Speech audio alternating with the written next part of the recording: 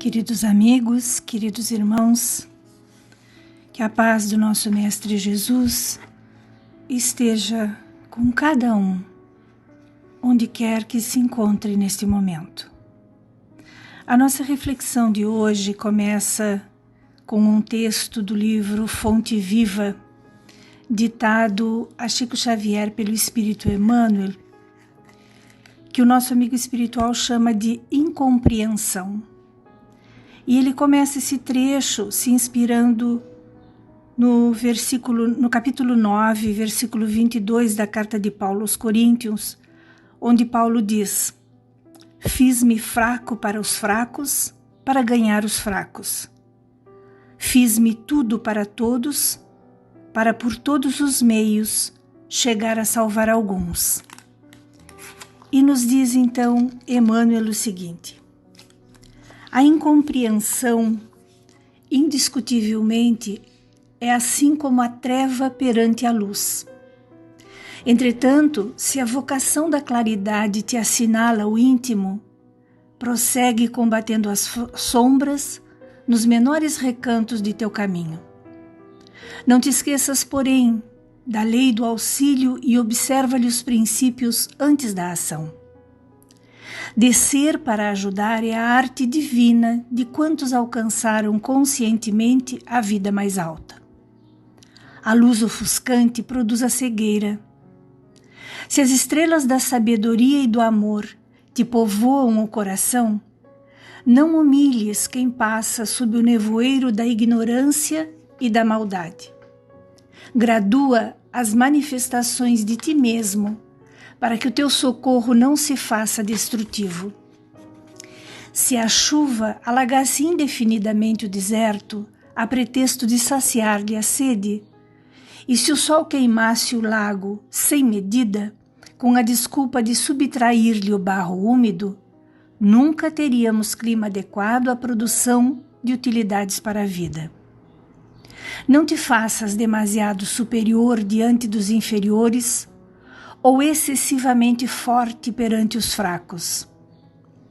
Das escolas não se ausentam todos os aprendizes habilitados em massa, e sim alguns poucos cada ano. Toda mordomia reclama noção de responsabilidade, mas exige também o senso das proporções. Conserva a energia construtiva do exemplo respeitável, mas não ouvides que a ciência de ensinar só triunfa integralmente no orientador que sabe amparar, esperar e repetir. Não reclames, pois, a incompreensão, usando inquietude e desencanto, vinagre e fel.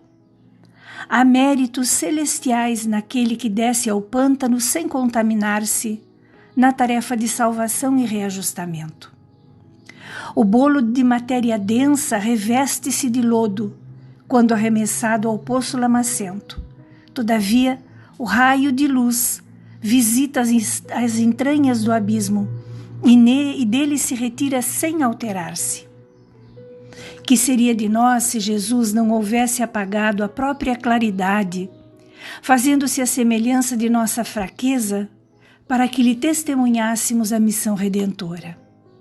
Aprendamos com ele a descer, auxiliando sem prejuízo de nós mesmos. E nesse sentido, não podemos esquecer a expressiva declaração de Paulo de Tarso, quando afirma que para a vitória do bem se fez fraco para os fracos, fazendo-se tudo para todos, a fim de que por todos os meios chegasse a erguer alguns.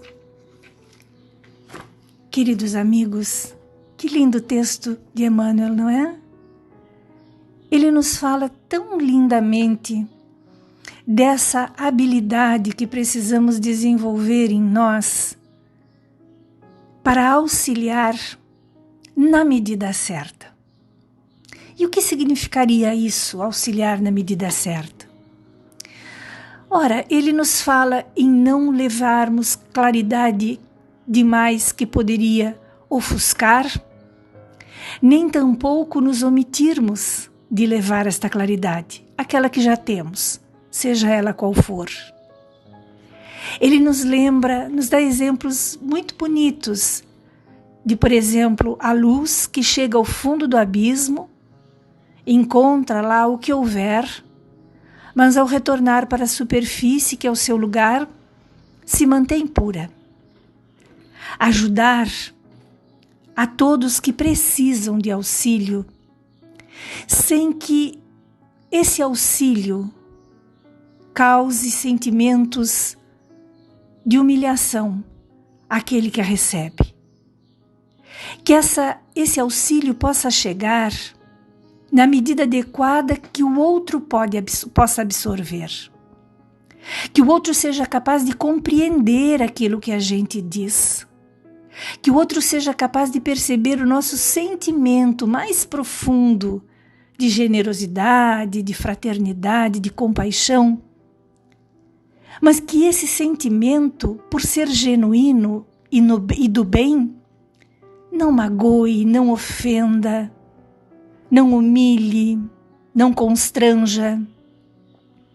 Auxiliar na medida certa nos lembra aquela virtude que há pouco tempo foi a virtude do mês na nossa casa, no ano de 2020. Temperança. A temperança que é a virtude de aguardar pacientemente o tempo certo das coisas. Que é a virtude que nos leva a sermos ponderados, para que o nosso auxílio chegue no momento adequado, nem antes, porque seria menosprezado, nem depois, porque chegaria atrasado. Que a gente possa ter esse olhar amoroso para o outro, mas que esse olhar amoroso que lançamos sobre o nosso irmão seja um olhar de compaixão, de compreensão, que não ofenda, que não agrida, que não leve soberba no nosso ato, que não leve prepotência nem arrogância, mas que seja aquele gesto humilde de quem se coloca ao lado, sabendo que não pode tudo, mas que pode estar junto, e estando junto pode aliviar. E caminhando ao lado, e segurando a mão, e olhando nos olhos, pode aliviar o fardo daquele que tanto sofre. Às vezes o sofrimento está muito perto da gente, e a gente não tem esse olhar de ver, esses olhos de ver, como nos diz Jesus. É preciso termos olhos de ver, e é preciso termos a sensibilidade para que o nosso auxílio reerga, para que o nosso auxílio conforte e console, dê esperança, e não humilhe, e não constranja, e não fira, porque às vezes, querendo ajudar, passamos do limite, invadimos o espaço do outro, não temos o olhar amoroso daquele que compreende que, apesar de estarmos todos no mesmo planeta de provas e expiações, cada um de nós tem o seu grau evolutivo, a sua capacidade de entendimento e de compreensão e de assimilação das lições da vida. Que estas palavras de Paulo nos sirvam de alento. Fiz-me fraco para os fracos, querendo dizer que não se mostrou excessivamente forte. Fiz de tudo para todos, servir sempre, por todos os meios que estavam ao seu alcance, para, no final, poder salvar alguns, sem a prepotência, sem a pretensão de que se salvariam todos. Ele fez a parte dele, compreendendo que o outro também precisa fazer a sua. Que a paz deste Mestre Jesus, amado, que as palavras de Paulo e de Emmanuel da tarde de hoje possam alimentar o nosso espírito das melhores vibrações, que sejam de paz e de esperança. Que assim seja.